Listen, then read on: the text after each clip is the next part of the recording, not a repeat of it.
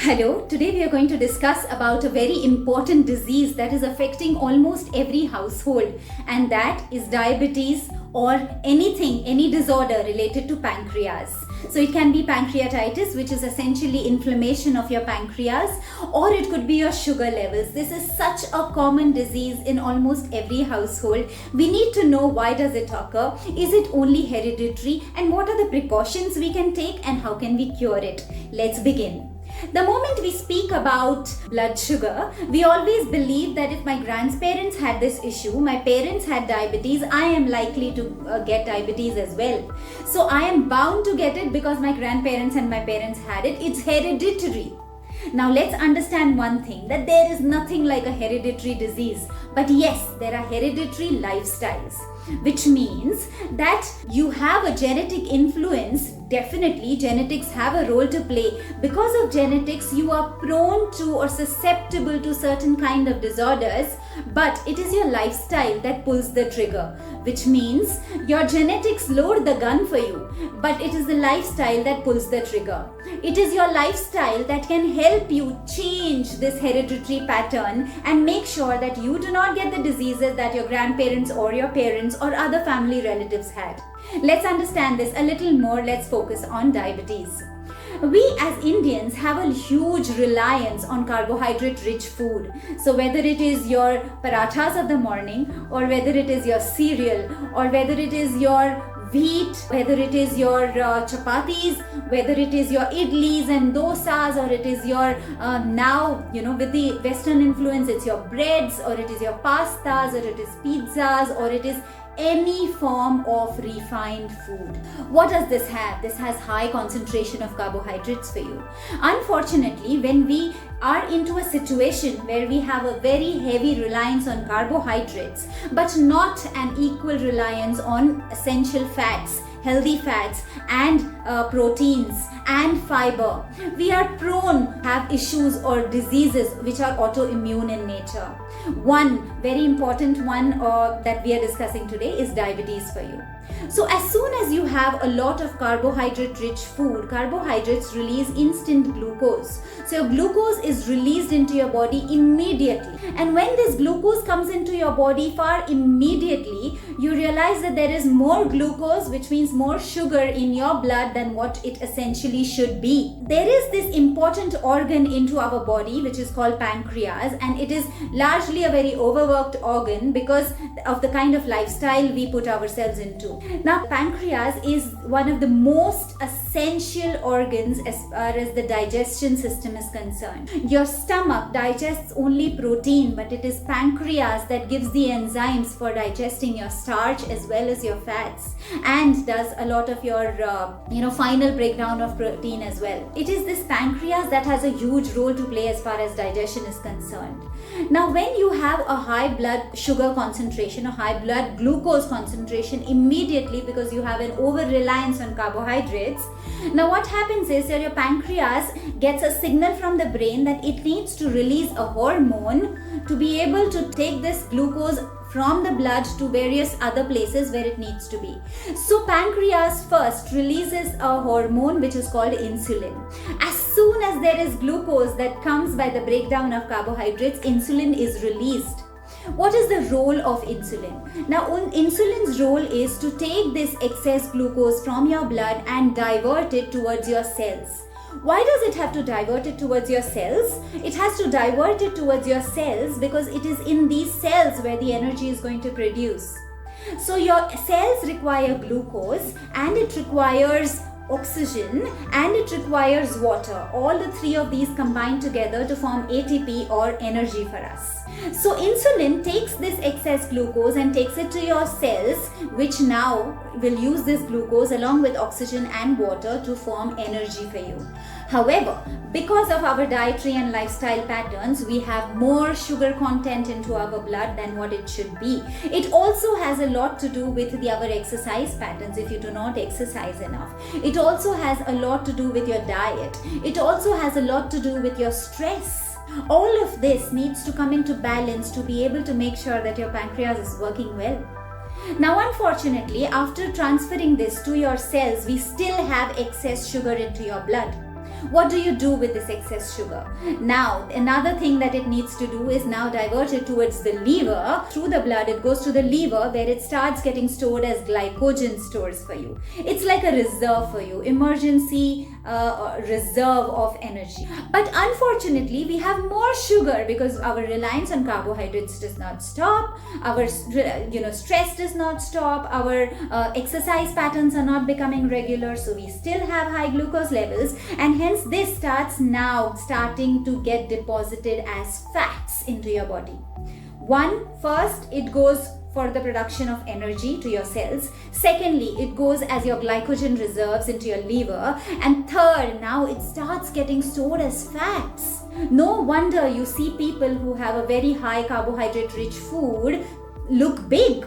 They look big because of this excess fat deposit that is now getting stored. And this is the worst kind of fat that you can have into your body, which is by the accumulation of this excess carbohydrate rich food, excess glucose getting stored as fat into your body.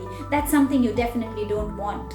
It makes you obese, it makes you look big, and that is one reason why you will see a lot of diabetics looking big, looking fluffy, looking obese. They look huge. This is one reason why. Now, every refined food that you eat has dioxin. Okay, any processed food that you eat has dioxin. And it is this dioxin that weakens your signaling system into your body. No doubt you will see that a lot of diabetics do not have a sensation in their feet because their signaling system has become weak. Another thing is that, once this insulin starts giving it to cells, it starts storing it into glycogen and it starts storing it as fat. The main role of insulin is to store. When too much of insulin is getting produced because of this high glucose level and it is going towards your cells are saying enough. We don't need so much of glucose, enough. We don't need more of it. That's what your cells land up saying. Your pancreas is working very, very hard to release more insulin. To release more insulin, it requires to work harder. And your cells are saying, enough. Oh, insulin, please don't bring too much glucose to us. We don't need more of it. Stop, close the gates. Your insulin is the key to the gate that opens up for glucose to enter inside your cells. Now your cells are saying, stop, we do not need this. Close the gates, we do not need more glucose. There is more insulin that is getting produced because there is more glucose into your blood because of your dietary patterns, exercise patterns, sleep patterns, lifestyle patterns. But your cells are saying no more. So what are your cells doing? Your cells are getting resistant to insulin. This resistance to insulin is called insulin resistance, and it's an autoimmune condition, a disease that many are suffering in today's times. This insulin resistance makes sure that now your cells are resistant to insulin. They don't allow insulin to come in. So if insulin is not coming in, it's not bringing glucose inside, how is it that your cells are going to produce energy? So the same set of people start feeling low on energy. They start feeling very, very weak. It also has to do with the oxygen content. It also has to do there is something called chronic fatigue syndrome, which is directly connected to low oxygen, which means there has to be some movement, some form of exercise.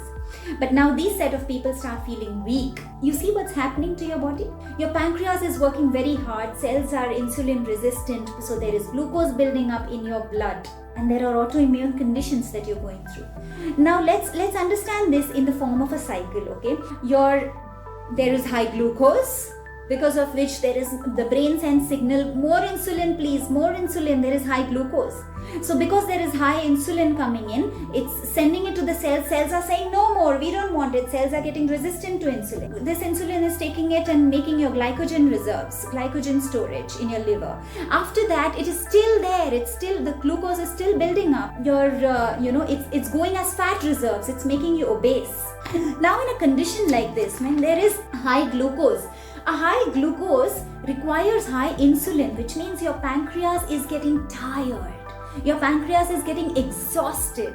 Now, when there is high insulin release, what typically happens is that when there is high insulin release, glucose is now getting transferred as glycogen and fats and building up on fats. So now your glucose starts reducing from your blood. Okay, now your glucose starts dipping.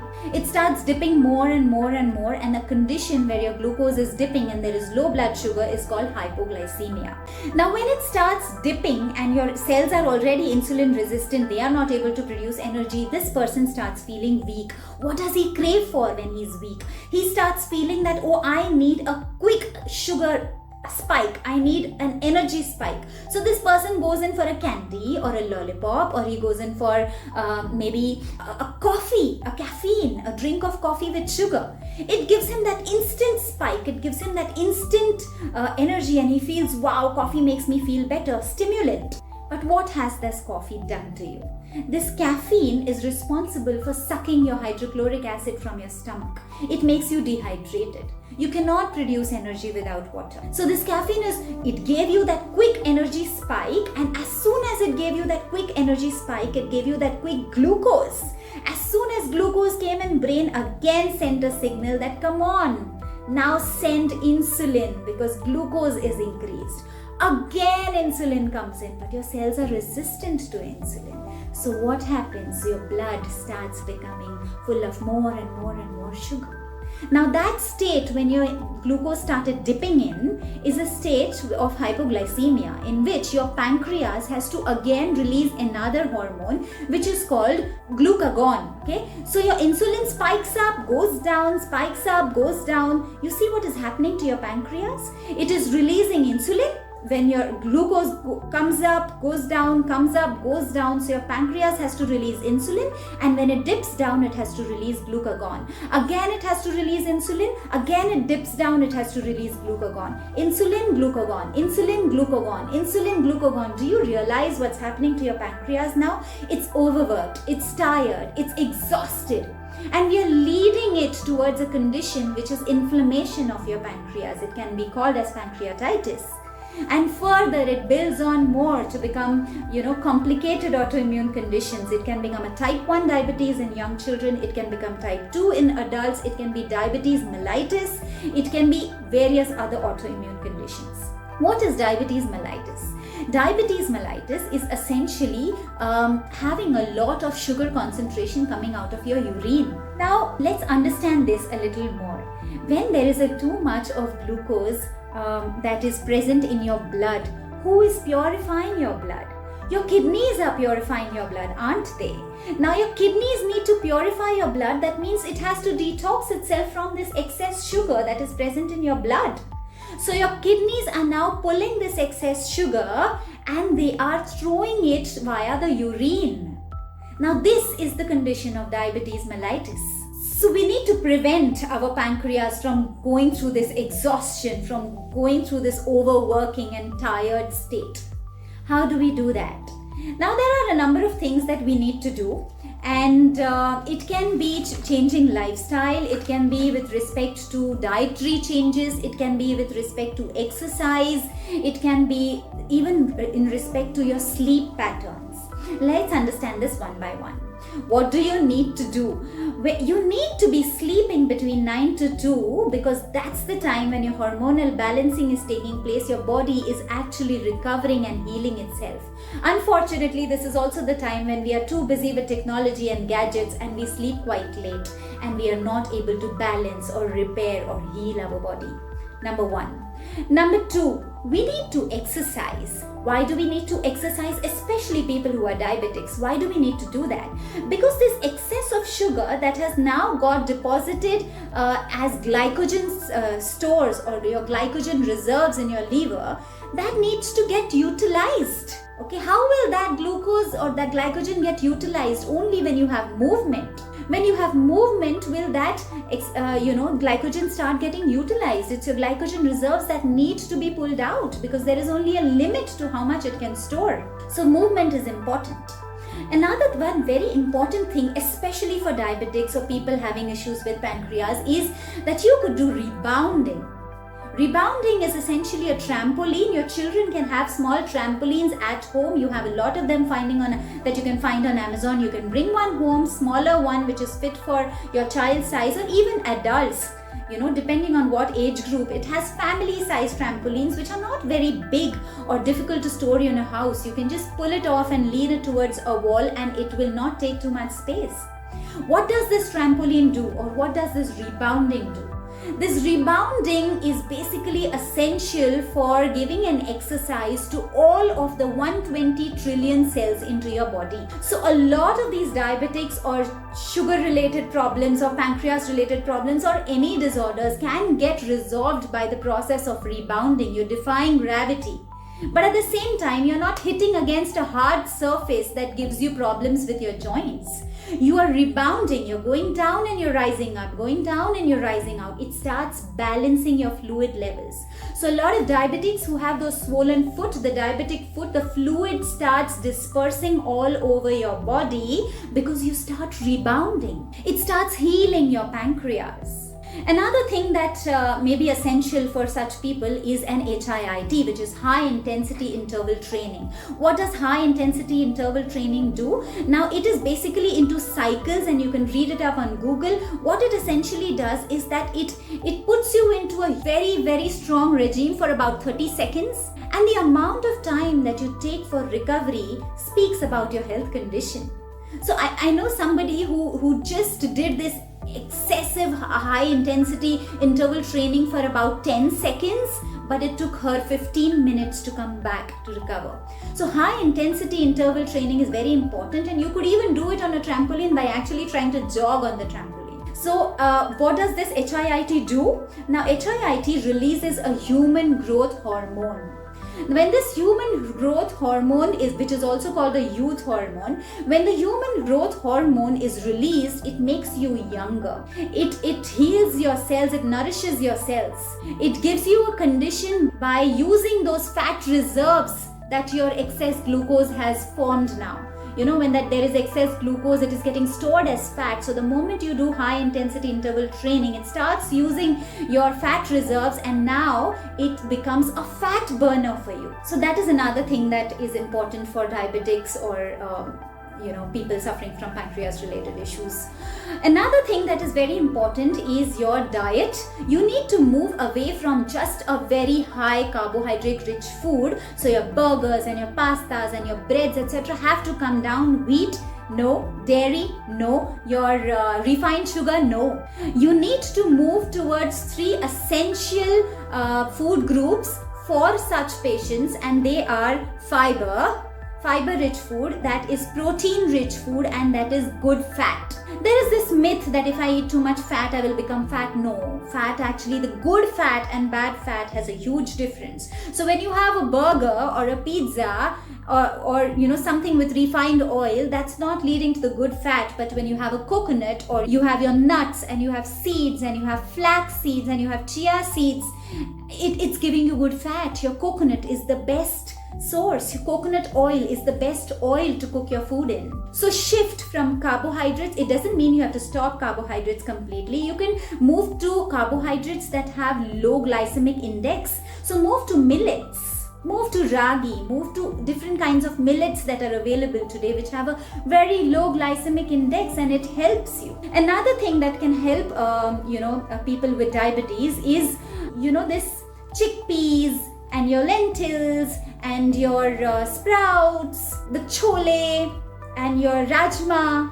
When you, not the spiced up version, all right, not the masala version, you have it in the right balance. Pay attention to your nutrition, and when you do this, it makes significant difference because it starts managing your blood sugar in one level. It doesn't spike up, come down, spike up, come down. It doesn't give that extra stress to your pancreas. That is one important thing. You may want to move away from the hybridized wheat, which is of today, but move to the ancient grain of wheat, which is emmer wheat. Emmer wheat is available online, and it's expensive because there isn't too much demand for it. But when more and more people start asking for it, it's also called khapli wheat in India, and it's easily available on Amazon. It does not have a glycemic index, and hybridized wheat is not going to do any good if you have any autoimmune conditions or any inflammation conditions or any it doesn't take you towards good health. So change your wheat. Change your oil to coconut oil. Change your salt to sendha namak or your Himalayan salt. Another thing that diabetics need to do is to be very well hydrated, and that hydration will come with minimum of 8 glasses of water. But each time you drink water, take a small crystal of Celtic salt and then drink water. How much of Celtic salt? It could be of the size of a sesame seed. Just take that and then take water. Now what does it do? It has magnesium. It is a water hungry molecule. It pulls that water closer towards your cells, because of which now your dehydrated cells are getting nourished with water. So that is another thing diabetics can focus on. You need to move from potatoes to sweet potatoes. Again, low GI foods. No dairy, no refined sugar. We need to increase our reliance on leafy green vegetables, dark green vegetables, whether it is in the form of juice or whether it is in the form of semi-cooked steamed food. You see what fits you right, whether it is raw or whether it is cooked. Keep a balance. Okay, increase your leafy green vegetables, increase fruits and vegetables into your diet, nuts and seeds into your diet, and you will see that a whole lot of difference shall start coming. Reduce your grains, which means reduce your carbohydrates to some extent, at least to the ones which are low GI foods. At the same time, we need to let thyroxine work for us, and thyroxine basically, thyroid function is very opposite to your antibiotics or your drugs. So unnecessary reliance on antibiotics, unnecessary reliance on drugs may not be very advisable, because that will lead to low thyroxine, and then it will not be able to help you for the glucose function into your body, because a lot of these medicines lead to high estrogen levels, and if there is high estrogen, it is very opposite to the thyroid function. So I hope these simple changes make a lot of difference to you and your loved ones. I hope this was useful. We shall meet again in another video. Till then, namaste.